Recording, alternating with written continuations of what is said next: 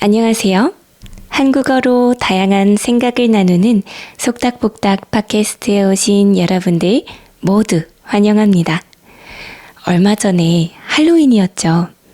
여러분들은 할로윈 어떻게 보내셨나요? 사실 한국은 할로윈을 딱히 챙기는 분위기는 아닙니다. 이게 한국의 전통 문화가 아니기도 하고요. 그리고 대부분의 한국인들이 주택이 아니라 아파트에 살기 때문이기도 합니다. 아파트에 사는 거랑 무슨 관련이 있냐고요? 아파트 1층에 있는 공동현관이라는 것 때문입니다. 공동현관이라는 것은 유리문인데요. 보안을 위해 설치된 것이라서 비밀번호를 쳐야만 들어갈 수가 있습니다. 할로윈이라는 게 아이들이 변장을 하고 집집마다 초인종을 누르면서 트릭 올 트릿 하는 그런 문화잖아요. 근데 한국은 이 공동현관 때문에 집집마다 들어가려면 공동현관 비밀번호를 알아야 하니까 이 트릭 올 트릿을 하기가 어려운 거죠. 물론 그렇다고 해서 한국인들이 할로윈이 뭔지 모르거나 하는 것은 아닙니다. 저는 어렸을 때 영어 학원에서 이 트릭 올 트릿을 간단하게 경험해 보기도 했고요. 그리고 어른이 된 이후로는 이 할로윈 분위기로 꾸며놓은 카페나 술집 같은 데에 놀러가서 이 할로윈 분위기를 즐기기도 했습니다. 이렇게 할로윈이 한국에서 큰 축제인 건 아니지만 그렇다고 해서 한국에 귀신이 없는 건 아닙니다. 한국에도 참 다양한 귀신이 있어요.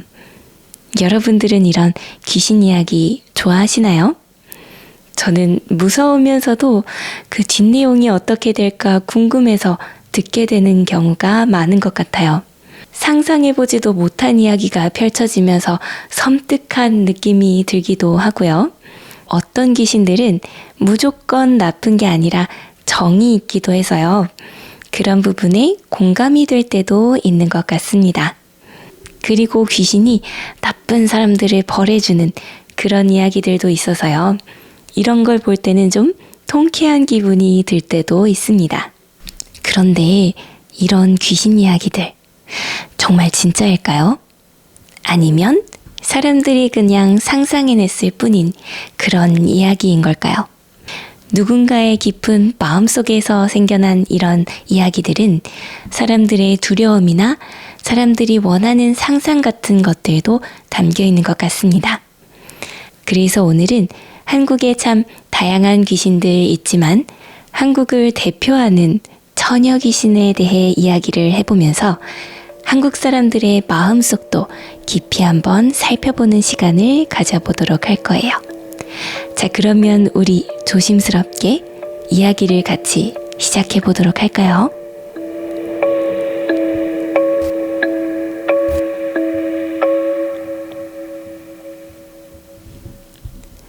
앞에 말씀드린 대로 한국에도 참 다양한 귀신들이 있어요. 근데 한국인에게 귀신이라는 단어를 딱 들려주면요. 한국인들이 공통적으로 생각해내는 이미지가 하나 있습니다. 그게 바로 처녀 귀신의 이미지예요. 처녀 귀신이라는 건요. 하얀 한복을 입고 머리를 풀어헤친 여자 귀신이에요. 그래서 여자분들은요. 한국에 여행 오실 때 하얀 원피스에다가 머리를 풀고 다닐 때에는 다른 사람들을 놀래키지 않게 조심해야 돼요. 특히 밤에 이런 차림새로 다니다가 골목 같은 데에서 누군가를 마주쳤다가는 그 사람이 겁에 질려서 도망갈 수도 있어요. 자, 그리고 또 다른 특징이 하나 있는데요. 바로 울고 있다는 점입니다.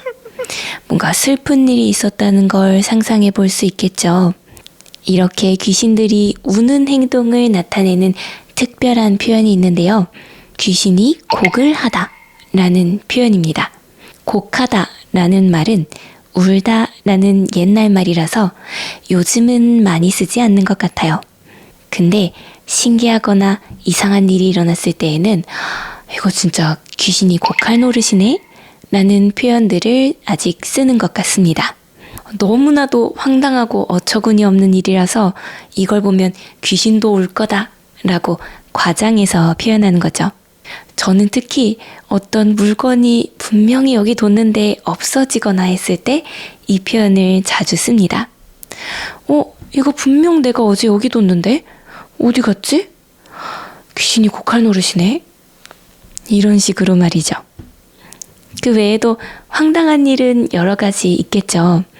예를 들어서 집에서 컴퓨터를 하는데 갑자기 컴퓨터가 안 되는 거예요. 리셋도 해보고 프로그램도 지워보고 껐다 켜보고 다 해봤는데 계속 안 되는 거예요. 이럴 때 서비스 센터를 방문하게 되겠죠. 근데 그 서비스 센터에 가서 딱 해보니까 갑자기 무슨 일이 있었냐는 듯이 이 컴퓨터가 되는 거예요.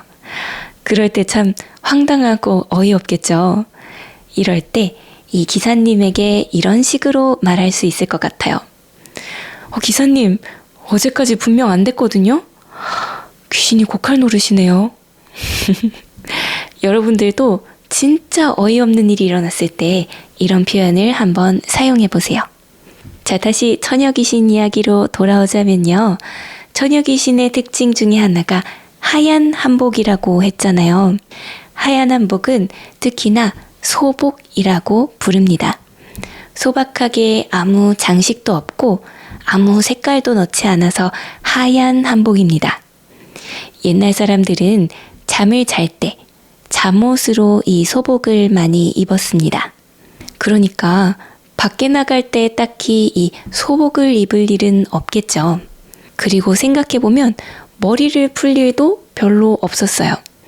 사극 같은 걸 보신 분들은 아시겠지만 결혼하지 않은 여자는 댕기머리를 따서 뒤로 늘어뜨리고 결혼한 여성은 머리를 올리잖아요.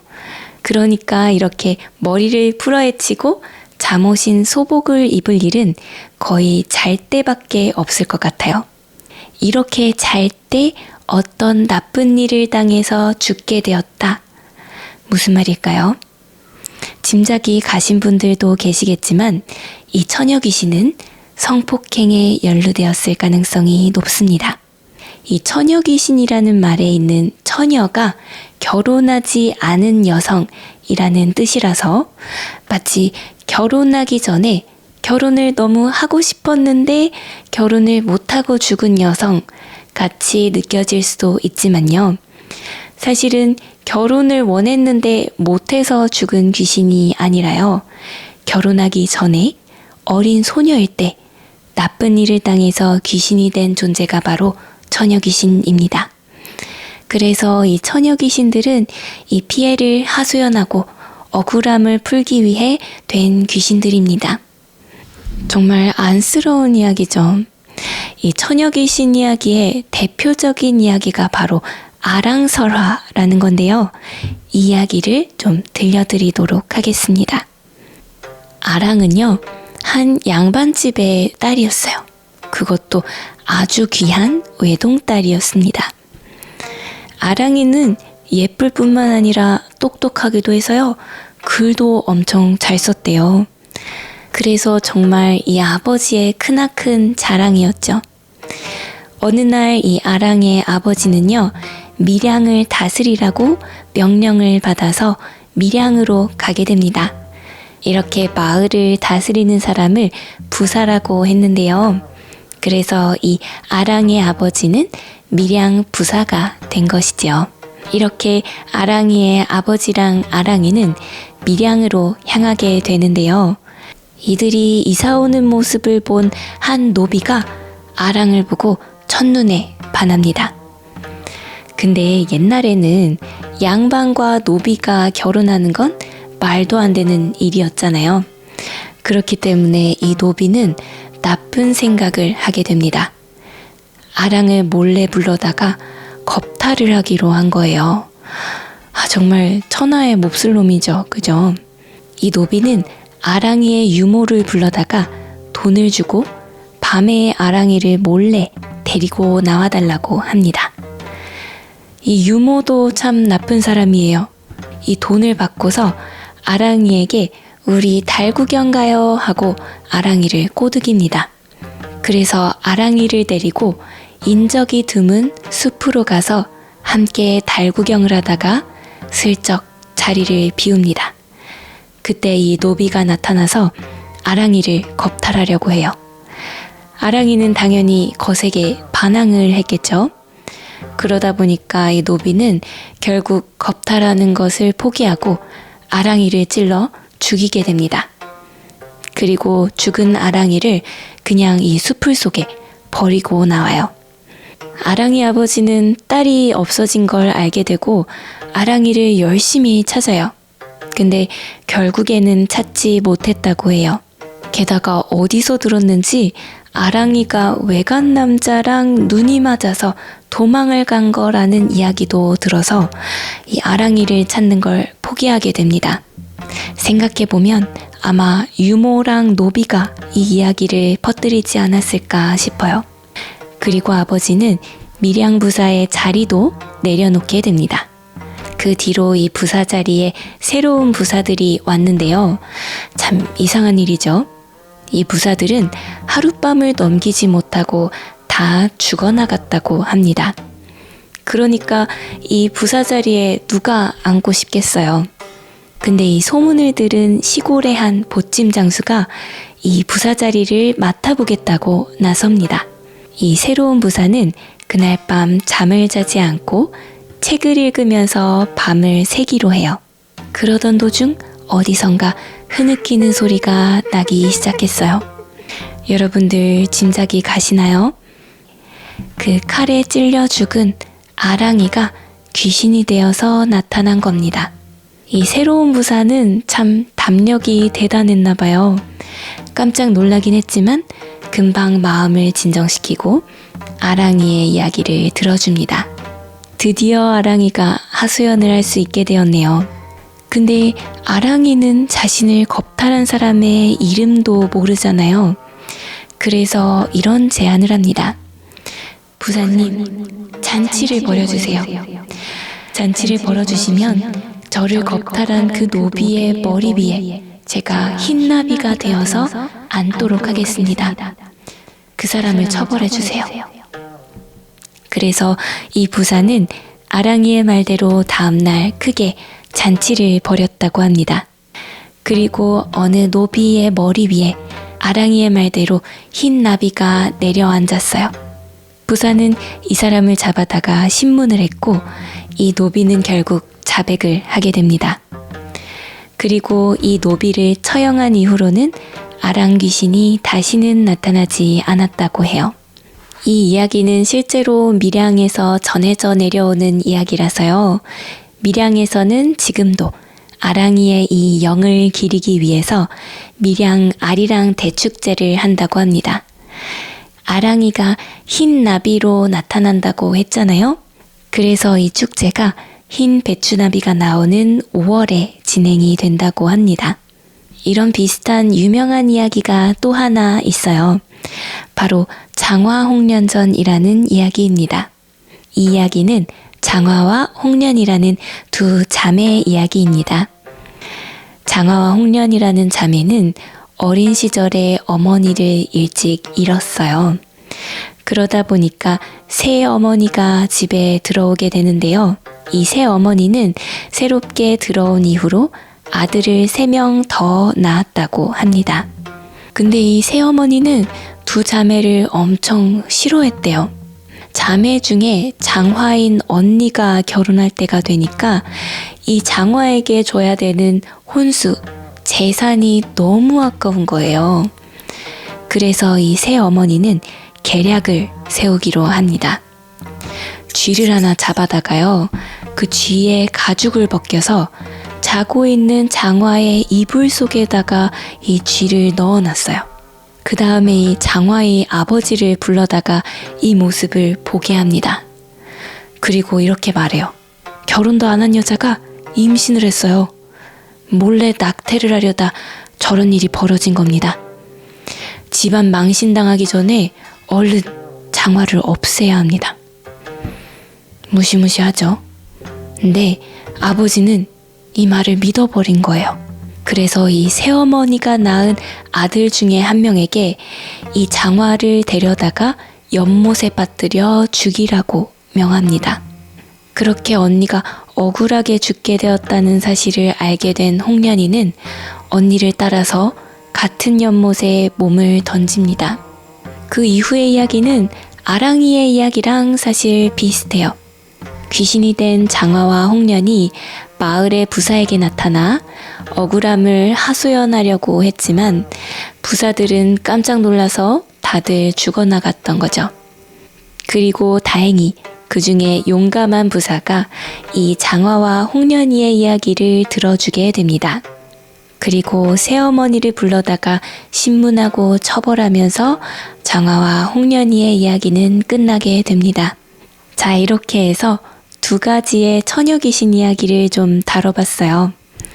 이런 처녀 귀신 이야기가 한국에서 가장 유명하고 많이 이야기되는 이유는요.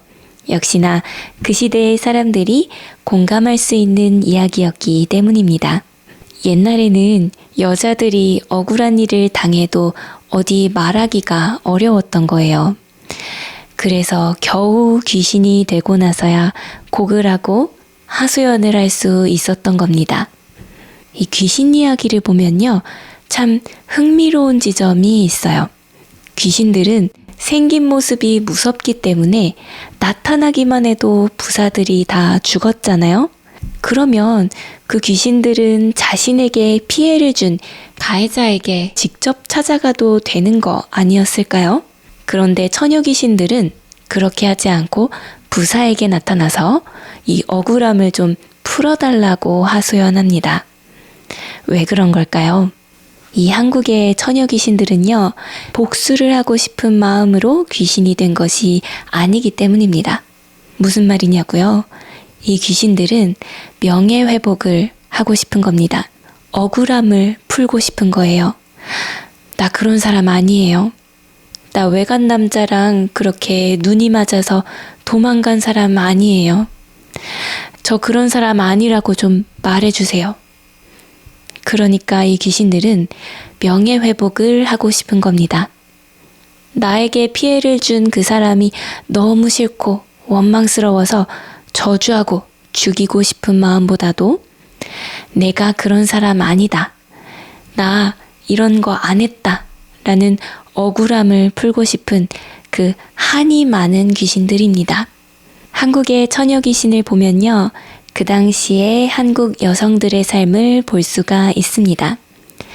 그때는 한국 여성들이 많이 억압받고 지냈었죠. 그리고 나쁜 일을 당했을 때 위로받고 보호받기보다는 수치스러운 대상으로 낙인 찍히기 일쑤였습니다. 그래서 한국 여성들이 이렇게 한을 품을 일이 많았고 그런 것들이 이야기로 전달될 일도 많았던 겁니다. 귀신 이야기는 이렇게 사람들의 생각을 담기도 하는 것 같아요. 그래서 미국 공포영화 같은 것들을 보면요. 연쇄 살인범이 많이 나오기도 하고 또 총기 난사 사건을 생각나게 하는 그런 괴물들이 나오기도 합니다. 그리고 일본 하면 자연재해가 떠오르는 무자비한 요괴들이 나오기도 해요. 한국 사람들은 이렇게 희생되는 여성들을 보면서 안타까운 마음을 갖기도 하고 또 적극적으로 이런 여성들을 도와주지 못하다 보니까 일종의 죄책감을 갖게 되기도 했던 것 같습니다. 그래서 이런 무서운 상상을 하게 된 게 아닐까라는 생각이 들어요. 그래서 이런 해석도 있더라고요. 일본은 무자비한 자연재해를 상징하는 요괴들이 많기 때문에 이 요괴들의 이야기를 들어주기보다는 봉인을 해버리는 형식의 이야기가 많고요. 한국은 이야기를 들어주면서 한을 풀어주면 귀신이 사라지는 결말이 많이 있대요. 사실인지 모를 이야기지만 꽤 흥미로운 해석인 것 같습니다. 어때요? 그냥 단순한 귀신 이야기 같지만 이 속을 자세히 보면 한국 사람들이 가지고 있는 마음속의 깊은 생각들을 좀 살펴볼 수 있었던 것 같습니다. 여러분들의 나라에도 흥미로운 귀신 이야기가 있을지, 또 그 귀신 이야기의 속에는 어떤 마음이 숨겨져 있을지 궁금하네요. 자, 오늘은 이렇게 처녀 귀신 이야기를 해봤는데요. 사실은 더 많은 한국 귀신들을 소개시켜드리고 싶었는데요. 아무래도 시간 관계상 오늘은 처녀 귀신에만 집중해보았습니다. 혹시 또 다른 한국 귀신들이 궁금하시다면 댓글로 알려주시면 좋겠어요. 그러면 오늘 귀신 이야기는 여기서 마쳐보도록 하겠습니다. 한국의 옛말에는 귀신 이야기를 하면 귀신이 찾아온다 라는 이야기가 있어요. 여러분들의 나라에도 혹시 있나요? 그래도 만약에 찾아오는 것이 한국 귀신이라면 너무 무서워하지 마시고 한번 그 억울한 이야기를 들어보시는 것도 좋을 것 같아요. 그러면 혹시나 자고 있는 귀신들을 깨우지 않게 조용히 팟캐스트 마쳐보도록 하겠습니다. 우리는 그럼 다음 에피소드에서 만나요. 안녕.